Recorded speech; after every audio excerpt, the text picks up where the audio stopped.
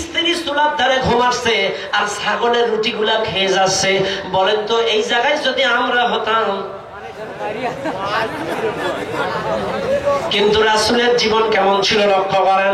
আল্লাহ নবী রাখলেন না, চটলেন না, কষ্ট করে ক্ষুধা নিয়ে বাসায় এসে যখন দেখে স্ত্রী ঘুমাচ্ছে, আল্লাহ নবী আস্তে করে বসে গেলেন, পায়ের তলায় সুড়সুড়ি দিয়া হযরতে আয়েশার ঘুম ভাঙালেন। ঘুম ভাঙানোর পরে আয়েশা উঠে দেখে রুটিগুলা ছাগলে খেয়ে গিয়েছে। আয়েশা চোখের পানি ছিঁড়ে দিয়া ফেউ ফেউ করে কেঁদে বলে, ইয়া রাসূলুল্লাহ, ইয়া হাবিবাল্লাহ, আমি রুটি বানিয়েছিলাম আপনি কষ্ট করে এসে খাবেন বলে, কিন্তু হুজুর সব তো ছাগলে খেয়ে গেল, আপনি এখন কি খাবেন? আল্লাহর নবী আস্তে করে বসে আল্লাহর নবীর স্ত্রী আয়েশার চোখের পানিগুলা মুছায়া আল্লাহর নবী বলে, আয়েশা মন খারাপ করো না, আবার খামির তৈরি করো, তুমি বেলো আমি ছাকি, আমি বেলি তুমি ছাকো, সুন্দর করে দুজনা মিলিয়া আবার রুটি বানায়। এটা ছিল রাসূলের পরিবার। আপনি শুধু নামাজ পড়বেন, রোজা করবেন আর বোরে করবেন না।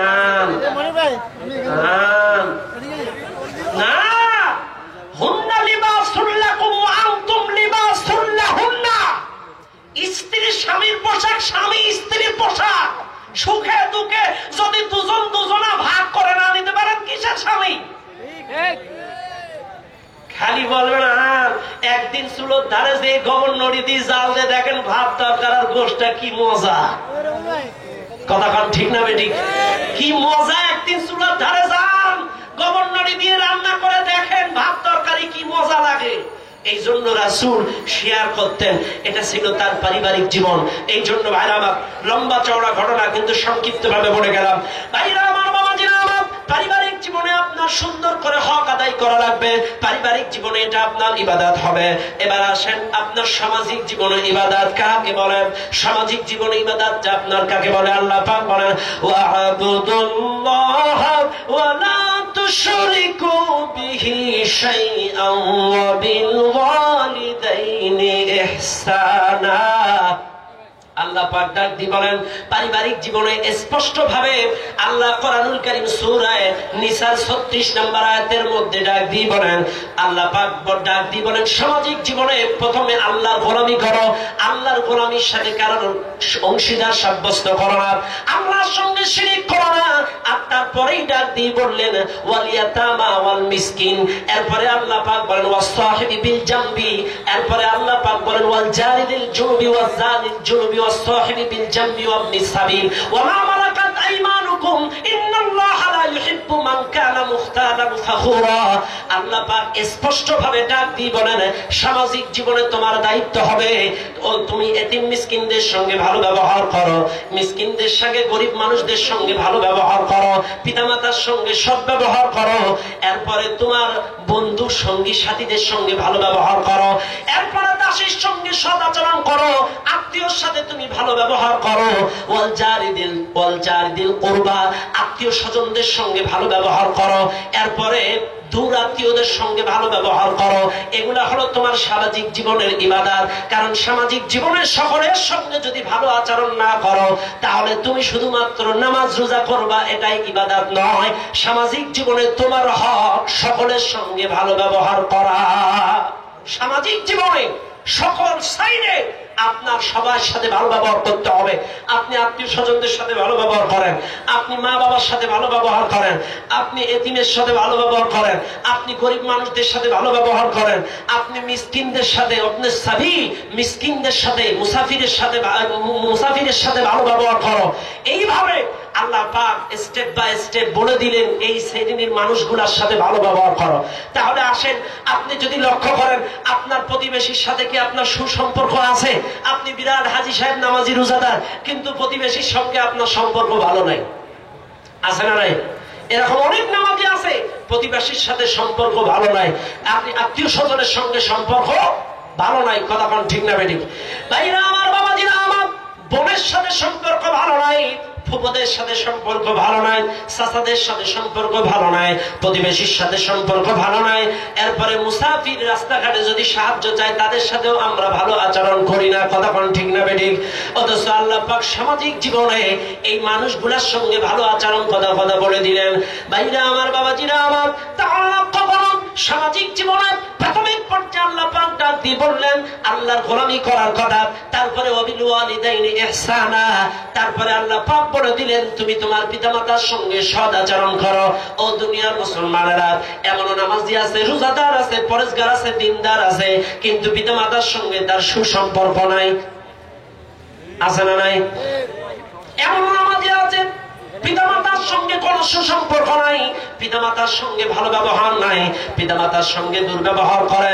কিন্তু আজকে দুঃখজনক হলেও সত্য, ও দুনিয়ার মুসলমানেরা, একটু বুকে হাত দিয়ে প্রশ্ন করেন পিতামাতার মনে আপনি কেমনে কষ্ট দেন? কারণ পিতামাতার সঙ্গে সুব্যবহার করতে হবে, আল্লাহর কথা। কারণ আল্লাহ পাক আরেক জায়গায় বলেন ওয়া ক্বাদা রাব্বুকা আল্লা তা'বুদু ইল্লা ইয়্যাহু ওয়া বিল ওয়ালিদাইনি ইহসানা। আল্লাহ আরেক জায়গায় ডাক দিয়ে বলেন ওয়া ওয়াসাইনাল ইনসানা বিওয়ালিদাইহি ইহসানা। আল্লাহ আরেক জায়গায় ডাক দিয়ে বলেন এভাবেই পিতামাতার সঙ্গে সৎ আচরণ করার কথা, ভালো ব্যবহার করার কথা। সম্মানিত ভাইরা আমার, বাবাজিরা আমার, আল্লাহ সূরা আল-আনআমের 151 নম্বর আয়াতের মধ্যে বলেন, আল্লাহ পাক বলেন কুল তাআলা আতলু মা হাররামা রাব্বুকুম আলাইকুম আল্লা তুশরিকু বিহি শাইআ ওয়া বিল ওয়ালিদাইহি ইহসানা। আল্লাহ এখানে ওয়া বিল ওয়ালিদাইনি ইহসানা স্পষ্ট ভাবে বলে দিলেন তোমার পিতামাতার সঙ্গে ভালো ব্যবহার করো, পিতামাতার সঙ্গে সৎ আচরণ করো, দুর্ব্যবহার করা যাবে না। ও দুনিয়ার মুসলমানেরা, একটু বিবেকের কাছে প্রশ্ন করেন পিতামাতার সঙ্গে দুর্ব্যবহার করেন কোন কারণে? পিতামাতার সঙ্গে দুরাচরণ করেন আপনি কোন কারণে? কারণ বুকে যদি প্রশ্ন করেন আপনার স্ত্রী যাদের আছে এখানে, বিবাহিত যারা, যাদের স্ত্রী প্রেগনেন্ট, যাদের স্ত্রী গর্ভবতী, ওই মায়ের কাছে একটা ওই স্ত্রীর কাছে একটা রাত ঘুমায় দেখেন, ওই স্ত্রীর পাশে একটা রাত ঘুমায় দেখেন, সারাটা রাত 9 মাস 10 মাসের গর্ভবতী স্ত্রী ঘুমাইতে পারে না। 9 মাস 10 মাসের গর্ভবতী স্ত্রী যাদের আছে ওদের পাশে ঘুমায় দেখেন, সারাটা রাত স্ত্রী একবার ডান কাঁধ হয়, একবার বাম কাঁধ হয়, একবার বাইরে হাঁটাহাঁটি করে, একবার বাথরুমে যায়। গর্ভবতী মা বারবার বাথরুমে যায়, একটু তার দিকে লক্ষ্য করে দেখেন। ও দুনিয়ার মুসলমানেরা, ওই স্ত্রীর দিকে তাকাইলে আপনার মায়ের কথা মনে পড়ে যাবে। আপনার মা আপনাকে কত কষ্ট করে মানুষ করেছে আপনি যদি লক্ষ্য করেন। ও দুনিয়ার মুসলমানেরা, আপনারা যদি লক্ষ্য করেন, আপনারা যদি খেয়াল করেন, মা বুকের তাজা রক্ত খাওয়ায়া, দুধ খাওয়ায়া 30টা মাস আপনাকে মানুষ করলো। এই মায়ের সাথে আপনি কিভাবে দুরাচরণ করেন? আজকে আপনার আমার মা বাবা যখন আমাদেরকে মানুষ করেছিল তখন কিন্তু প্যাম্পার্স ছিল না, এই আধুনিকতার ছোঁয়া কিন্তু ছিল না। তখন কিন্তু সুন্দর সুন্দর দোলনা ছিল না, খেলনা ছিল না, বিভিন্ন প্যাম্পাস, বিভিন্ন টিস্যু ছিল না। ওই সময় আমার আপনার মা কত কষ্ট করে প্যাম্পাস বিহীন আমাদেরকে মানুষ করেছে, কত কষ্ট করে টিস্যু বিহীন মানুষ করেছে, কত কষ্ট করে ওই ঠান্ডা গরমের মধ্যে আমাদেরকে মানুষ করেছে। ও দুনিয়ার মুসলমানেরা, আজকে যদি লক্ষ্য করেন, ইসলাম বলে স্বামী যারা আছে, বাবা যারা আছে, সন্তান যদি মারা যায় ওই সন্তানটাকে, সন্তান যদি মারা যায় ওই সন্তানটাকে বাবা গোসল করায় কবরের মধ্যে শোয়াইতে পারবে, গোসল করা সন্তানকে কবরের মধ্যে শোয়াইতে পারবে বাবা। এটা শরীয়ত জায়েজ করেছে, কারণ কবরের মধ্যে বাবা সন্তানের লাশটা রেখে 2 ধারে ভর দিয়া উপরে উঠে আসতে পারবে, কিন্তু মায়ের ব্যাপারে কিন্তু ইসলাম জায়েজ করে না। কারণ ইসলাম বলে মা ওই কবরস্থানে যাইতে পারবে না, মা কবরে নামতে পারবে না। বাবা সন্তানের লাশটাকে কবরে রেখে 2 ধারে ভর দিয়া উঠে আসতে পারবে, কিন্তু মায়ের ব্যাপারে যদি আল্লাহ কবরে নামার নিয়ম যদি করে দিত, কোন মা তার সন্তানকে কবরের মধ্যে রেখে উপরে উঠে আসতে পারত না। পারত বলেন? কোন মা সন্তানের লাশটা কবরে রেখে উপরে আসতে পারত না। এই জন্য আল্লাহ কত সুন্দর সিস্টেম করে দিয়েছে, মায়ের কলিজায় আল্লাহ কত ভালোবাসা দিয়ে দিয়েছে। ভাইরা আমার, বাবাজিরা আমার, এই জন্য আপনাকে আমাকে মনে রাখতে হবে। পারিবারিক জীবনে গেল, এবার আসেন সামাজিক জীবনে। পিতামাতার সঙ্গে ভালো ব্যবহার, এরপরে প্রতিবেশীর সাথে ভালো ব্যবহার, সকলের সাথে ভালো ব্যবহার। আপনি যদি জনপ্রতিনিধি হন, জনপ্রতিনিধি হলেও জনগণের সঙ্গে ভালো ব্যবহার করা এটা আপনার হক। কতক্ষণ ঠিক না বেঠিক? জনগণের একটু আগায় আগায় আসেন, যারা আছেন একটু বসার সুযোগ করে দেন। ডাইনে বামে একটু একটু যদি আগায় আগায় আসেন, পিছনের ভাইরা, ডানের ভাইরা, বামের ভাইরা, ওরাও একটু বসতে পারবে। দয়া করে অনুগ্রহপূর্বক যারা আছেন একটু সামনের দিকে চেপে চেপে আসেন, সবাই একটু চেপে চেপে আসেন, যাইতে করে আর ভাইরা বসে আলোচনা শুনতে পারে। একটু সবাই আসেন ভাই, আল্লাহ আপনাদেরকে কবুল করবেন। সবাই যে যেখানে দাঁড়িয়ে আছেন অনুগ্রহপূর্বক একটু চেপে চেপে আসেন, আল্লাহ আপনাদেরকে কবুল করবেন। একটু আসেন ভাই, সবাই আসেন, একটু নড়ে চড়ে বসেন, সবাই একটু নড়ে চড়ে সামনের দিকে চেপে চেপে আসেন। আর সাইডে বসার ব্যবস্থা আছে, বসার জন্য ব্যবস্থা করে দেন, সাইডেও বসে যাক সবাই, সবাই সাইডে বসার ব্যবস্থা করে দেন। আলহামদুলিল্লাহ, সবাই বসে যান। একটু সামনের দিকে চেপে চেপে আসেন ভাই, সবাই যাতে একটু বসতে পারে, একটু নড়ে চড়ে বসেন। সবার জন্য একটু সুন্দর ব্যবস্থা করে দেন, সবার জন্য।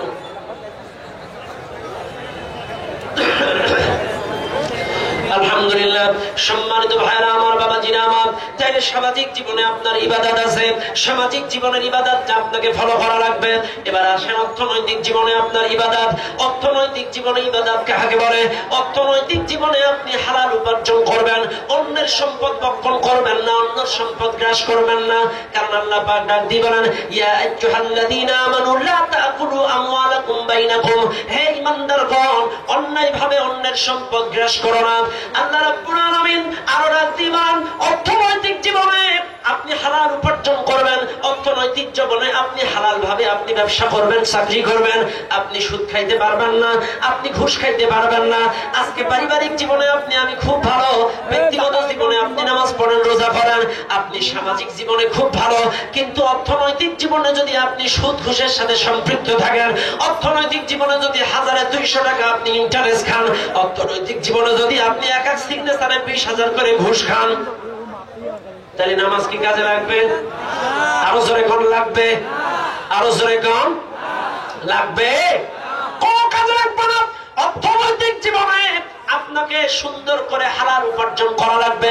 কারণ আল্লাহ পাক অসংখ্য আয়াত নাযিল করেন, ওয়া হাল্লাল্লাহুল বাইআ ওয়া আহাল্লাল্লাহুল বাইআ ওয়া হাররামার রিবা। আল্লাহ তো বলেই দিয়েছে ব্যবসা হালাল, সুদ হারাম। আল্লাহ আরেক জায়গায় ডাক দিয়ে বলেন, ইয়া আইয়ুহাল্লাযীনা আমানুত্তাকুল্লাহ ওয়া যারু মা বাকিয়া মিনার রিবা ইন কুনতুম মুমিনিন। আল্লাহ পাক বলেন, হে ঈমানদারগণ, আমি আল্লাহকে ভয় করো, আর সুদের যত বকেয়া আছে সব তোমরা ছেড়ে দাও। কার কথা? তাইলে সুদ খাওয়া যাবে।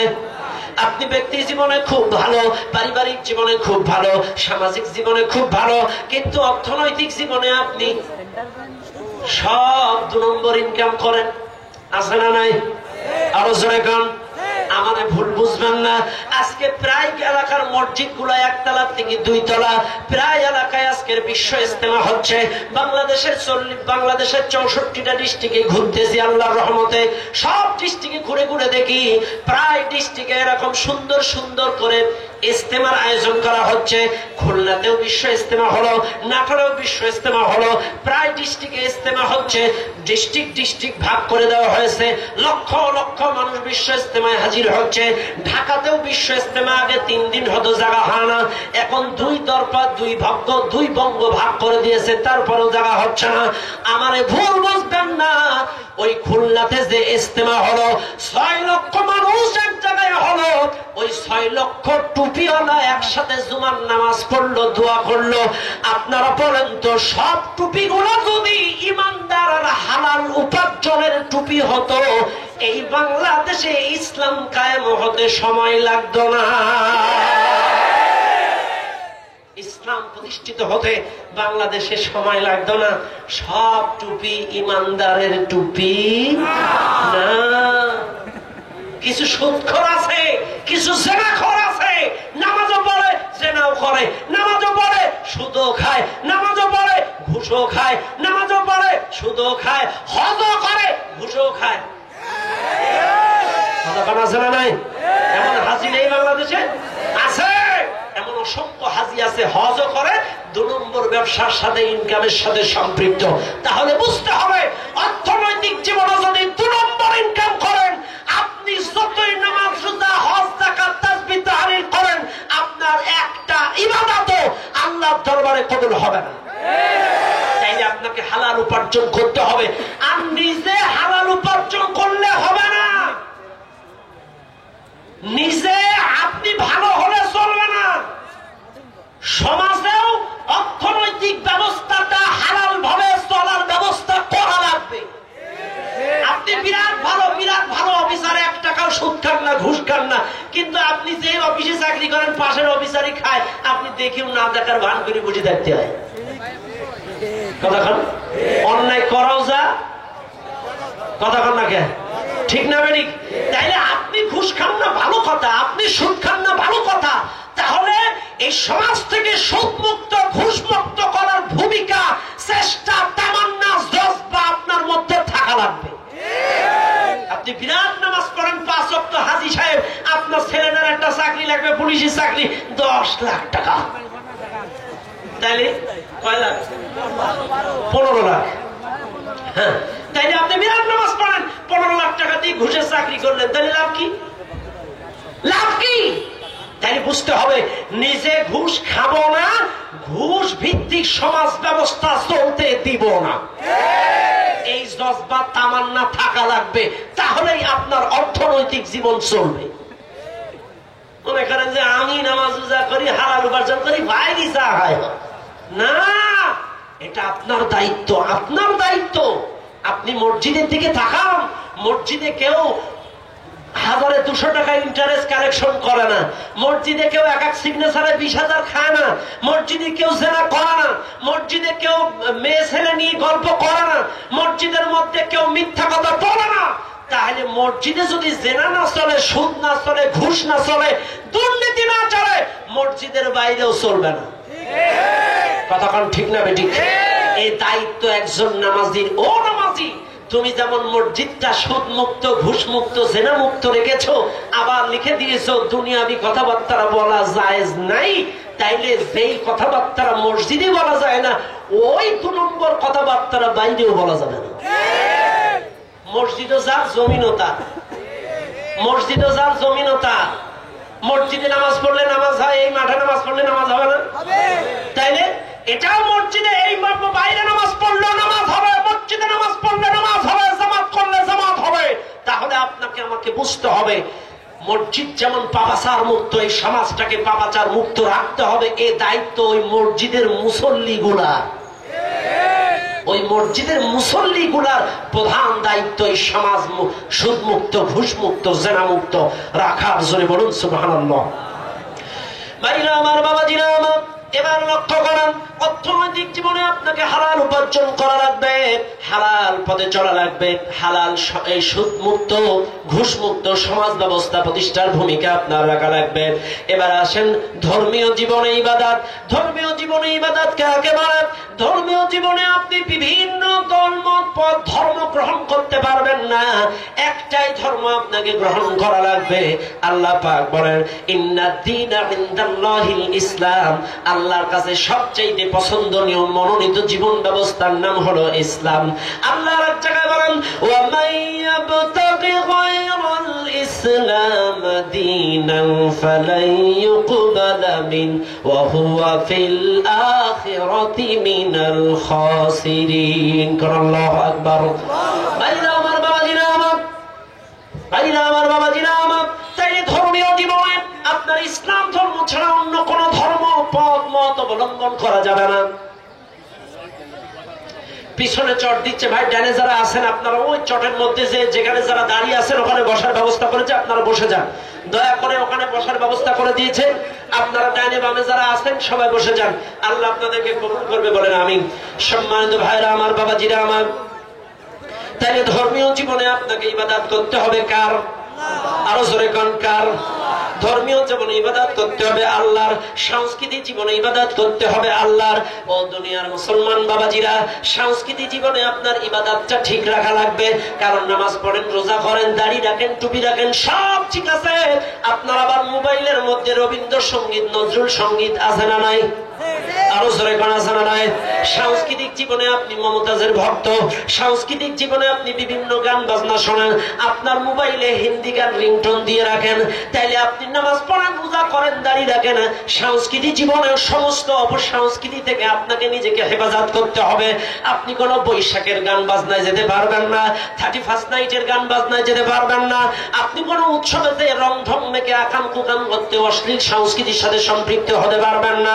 ভাইরা আমার, বাবাজিরা আমার, আল্লাহ পাক স্পষ্ট সূরা লুকমানের 6 নম্বর আয়াতের মধ্যে স্পষ্ট ভাবে বলে দিয়েছে, মিনান নাসি মান ইয়াশতারি লাহুল হাদিস লিউদিল্লা আন সাবিলিল্লাহি বিগাইরি ইলমিন ওয়া ইয়াত্তাখিদাহা হুজুয়া উলাইকা লাহুম আযাবুম মুহিন। ভাইরা আমার, বাবাজিরা আমার, এই দুনিয়ার মানুষের মধ্যে এমন মানুষ আছে, দেখবেন অশ্লীল কথাবার্তা, বিভিন্ন অনর্থক হাসি তামাশা কৌতুক মিথ্যা অশ্লীল কথাবার্তা দিয়া গান টান কবিতা রচনা করে, আর এগুলা শোনে গাই বলে, আল্লাহর কোরআন বলে, এই শিল্পী যারা, গায়ক যারা, সুরকার যারা, গীতিকার যারা, দর্শক যারা, শুনবে যারা, অপসংস্কৃতির ভক্তবৃন্দ যারা, উলাইকা লাহুম আযাবুম মুহিন, ওদের জন্য আল্লাহ বেদনাদায়ক আযাবের ব্যবস্থা করে রেখেছে। কার কথা? আরো জোরে কান, কার? তাই সাংস্কৃতিক জীবনে আপনাকে ভালো পথে চলতে হবে, আপনার আমার পরিবারকেও সাংস্কৃতিক জীবনে ভালো পথে আনতে হবে, আছে না নাই? ভাইরা আমার, এবার আসেন রাষ্ট্রীয় জীবনে। রাষ্ট্রীয় জীবনে আপনাকে চলতে হবে, ইবাদত করতে হবে। কার কথা? আল্লাহ পাক বলেন রাষ্ট্রীয় জীবনে ইবাদত কাকে বলে? রাষ্ট্রীয় জীবনে যারা দায়িত্ব আছে, যারা মুসলমান হবে, ঈমানদার হবে, তাদের কাজ হবে আল্লাযীনা ইম্মাক্কান্নাহুম ফিল আরদি ওয়া আকামুস সালাহ ওয়া আতাউস যাকাত। এরপরে আল্লাহ পাক বলেন আমারু বিল মা'রুফ ওয়া নাহাউ আনিল মুনকার। আল্লাহ পাক স্পষ্ট আয়াত নাযিল করে বলে দিলেন, রাষ্ট্রীয় জীবনে ঈমানদার যদি রাষ্ট্রীয় ক্ষমতা পায়, মুসলমান যদি ক্ষমতায় যায়, ওদের কাজ হবে 4টা। প্রথম নম্বর কাজ হবে তারা সালাত প্রতিষ্ঠিত করবে। রাষ্ট্রীয় জীবনে তারা দায়িত্ব পাবে, রাষ্ট্রীয় ক্ষমতা হাতে পাবে, তারা যদি মুসলমান হয়, ঈমানদার হয়, তাদের দায়িত্ব হবে নামাজ প্রতিষ্ঠিত করা, যাকাত আদায় করা, সৎ কাজের আদেশ দেওয়া, অসৎ কাজ থেকে মানুষকে বিরত রাখা। এই 4টা কাজ হবে রাষ্ট্রীয় পর্যায়ের নেতৃবৃন্দদের কাজ। কাদের কাজ? রাষ্ট্রীয় পর্যায়ে যারা দায়িত্ব পাবে, এরা যদি মুসলমান হয়, এদের কাজ হবে এই 4টা কাজ প্রতিষ্ঠিত করা। এই জন্য কিছুদিন আগে বাংলাদেশের প্রধানমন্ত্রী জননেত্রী শেখ হাসিনা তিনি বলেছিলেন বাংলাদেশটা চালাবে মদিনার সনদে। আমরা কিন্তু খুব খুশি হয়েছিলাম। কথা বলেন ঠিক না বেঠিক? কারণ মদিনার সনদে যদি বাংলাদেশ চালাই, এই বাংলাদেশে টেন্ডারবাজি থাকবে না, বাংলাদেশে সাদাবাজি থাকবে না, বাংলাদেশে সন্ত্রাস থাকবে না, বাংলাদেশে অন্যায় অবিচার থাকবে না, বাংলাদেশে কারোর নামে হয়রানিমূলক হামলা মামলা আর হবে না, বাংলাদেশে কোনো মানুষ আর কষ্ট পাবে না। কথা বলেন ঠিক আছে না? আমরা দোয়া করি মাননীয় প্রধানমন্ত্রীর ওই স্বপ্ন মদিনার সনদে দেশ চালাক, আমরা দোয়া করি। কথা বলেন ঠিক আছে না? আমরা চাই মদিনার সনদে বাংলাদেশটা চলুক। কথা বলেন ঠিক না বেঠিক? ভাইরা আমার, বাবাজিরা আমার, তাহলে রাষ্ট্রীয় জীবনে কাজ হবে 4টে, মাথায় দেখেন। এইবার আসেন ও দুনিয়ার মুসলমান বাবাজিরা, এবার আপনাকে আমাকে মনে রাখতে হবে, ও আমার ভাইয়েরা, বাবাজিরা, তাহলে গোটা জীবনের ইবাদত গুলা যদি আপনি ঠিক রাখতে পারেন, তাহলেই আল্লাহর গোলামি 100 হবে। আপনার ব্যক্তিগত জীবনে ইবাদত, পারিবারিক জীবনে ইবাদত, সামাজিক জীবনে ইবাদত, অর্থনৈতিক জীবনে ইবাদত, আছে না নাই? আরো জোরে পান, আছে না নাই? অর্থনৈতিক জীবনে শুধু কি হালাল উপার্জন করাটা ইবাদত?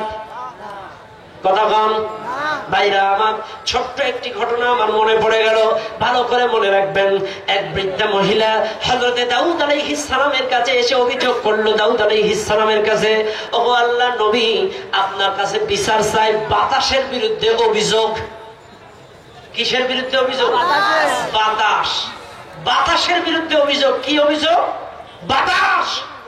বলতেছে নবী, আপনি তো বিচারক, নাই বিচারক, আপনি বিচার করেন বাতাস।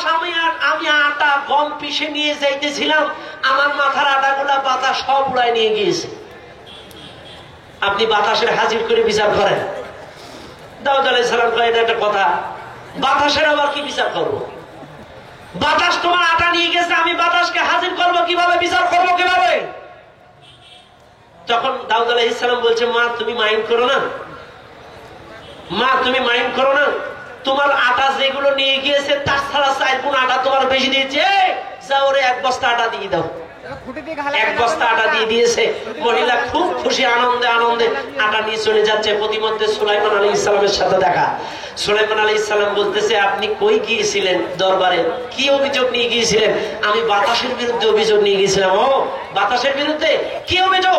বলছে আমি অভিযোগ নিয়ে গিয়েছিলাম, আমি কিছু আটা পিষ্টে নিয়ে যাচ্ছিলাম, আমার এই আটা গুলান ওই বাতাসে উড়িয়ে নিয়ে চলে গিয়েছে, তাই বাতাসের বিরুদ্ধে অভিযোগ। কিন্তু দাউদ আলাইহিস সালাম নবীজি আমার বিচার করে নাই, উনি কিছু আটা দিয়ে দিল। বলছে না আপনি আটা নিবেন না, আপনি ফিরে যান। দাউদ আলাইহিস সালামকে যে বলেন আমি আটা নেব না, আমি আটা নিব না, বাতাসে আমার বিচার করা লাগবে, আমি আটা নেব না, বিচার করা লাগবে। হযরতে দাউদ আলাইহিস সালাম প্রশ্ন করলেন, বুড়িমা তোমারে আমার কাছে আসার জন্য, পুনরায় বিচার চাওয়ার জন্য কে এইভাবে আবার তোমাকে শিখায় দিল? বুড়িমা ডাক দিয়ে বলে, ওগো নবীজি শুনে নেন, জেনে নেন, আপনার সন্তান হযরত সুলাইমান আলাইহিস সালাম আমাকে শিখিয়ে দিয়েছে পুনরায় আবার বিচারের জন্য আপিল করার জন্য। ওগো নবীজি শুনে নেন, আপনি বিচার করেন। সুলাইমান আলাইহিস সালাম পাশে দাঁড়ানো। দাউদ আলাইহিস সালাম বলে, বাবা তুমি কেন আবার তাকে ফেরত আসতে বলেছো? এই কথা কেন শিখিয়ে দিয়েছো? বাতাসকে কেন হাজির করার ঘোষণা তুমি দিয়ে দিয়েছো?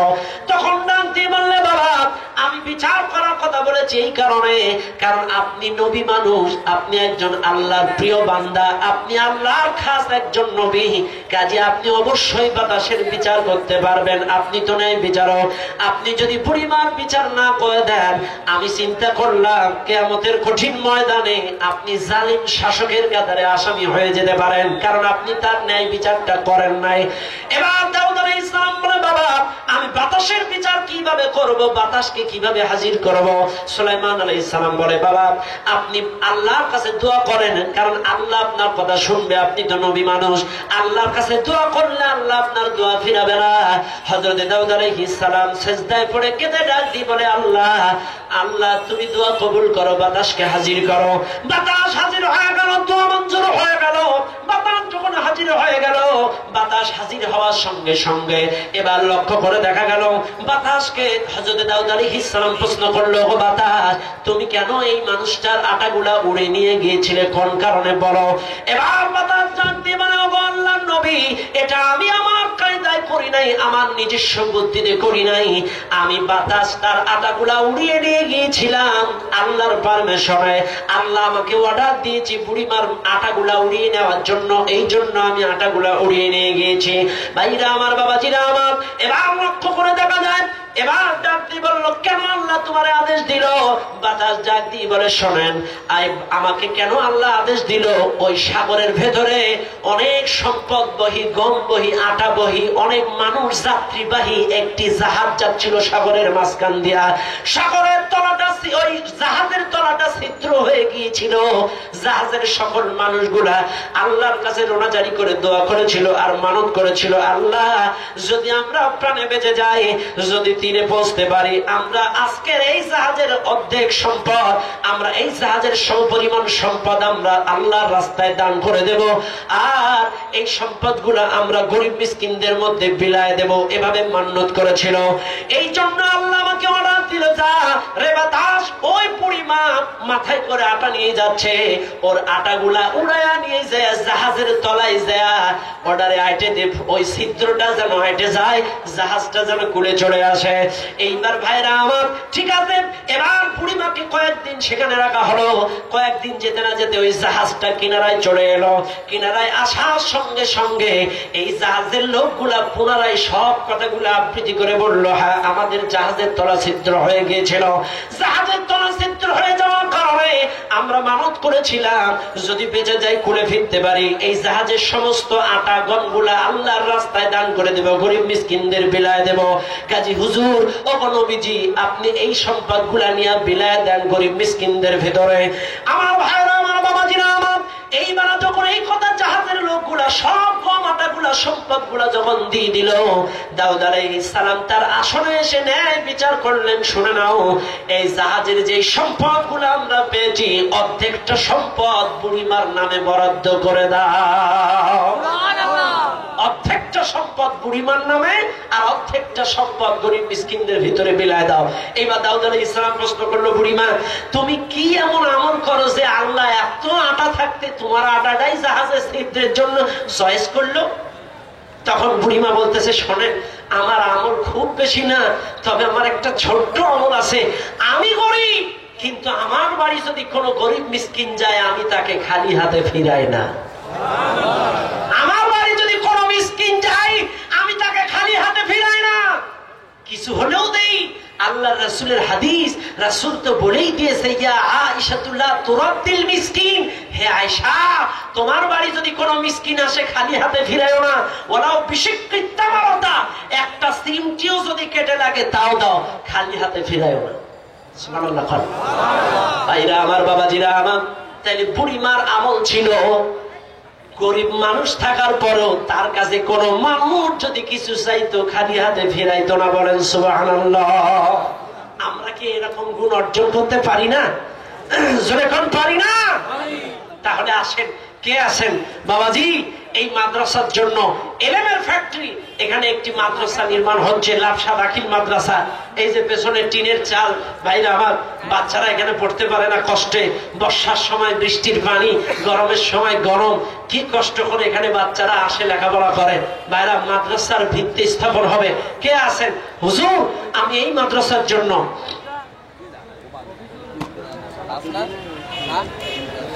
নারায়ে তাকবীর, আল্লাহ মুফিজুল ইসলাম বাবার জন্য 1000 টাকা লেখেন। মা মারা গিয়ে নাম কি?